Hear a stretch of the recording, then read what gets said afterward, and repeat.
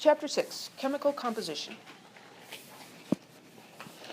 So I think we all recognize that it's important to limit your amount of sodium.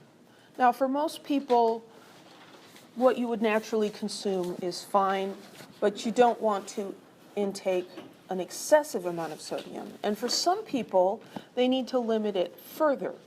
So, the USDA has regulations or recommendations. And so they say, well, don't eat too much sodium. It's important to have sodium. Most of the sodium that we eat comes in the form of sodium chloride or table salt, but it can come in other forms as well. Sodium is important. It regulates your body fluids. If you eat too much of it, you can have high blood pressure, which increases your risk of stroke and other problems. But if you do not have enough sodium, then your blood pressure is too low, and that is also a cause for concern. So I'm sorry, it's not the USDA, it's the FDA.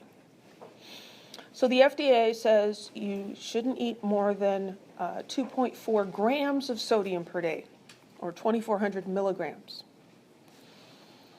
Well, the mass of sodium is not the same as the mass of sodium chloride table salt, because sodium chloride contains chlorine also, right? So how could we figure out how much sodium chloride we could eat and stay within this recommendation?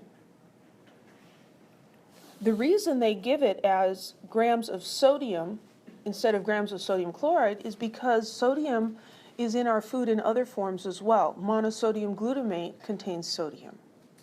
There are other compounds that we eat that contain sodium.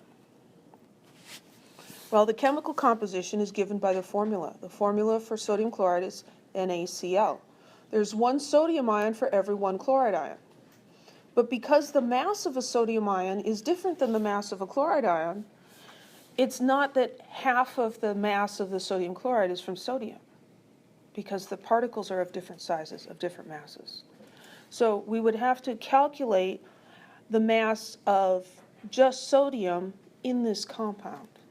So that's one of the things we're going to learn how to do in this chapter.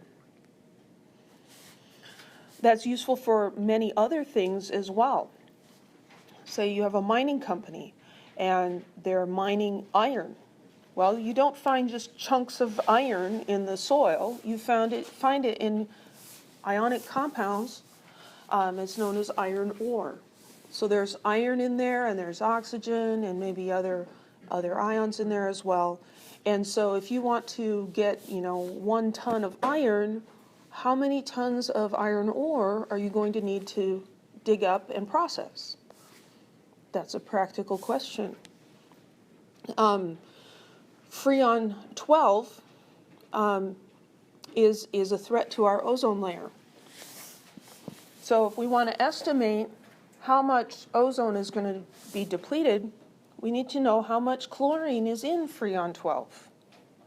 Because it's not just the whole thing, it's the chlorine in the Freon 12 that causes the problem.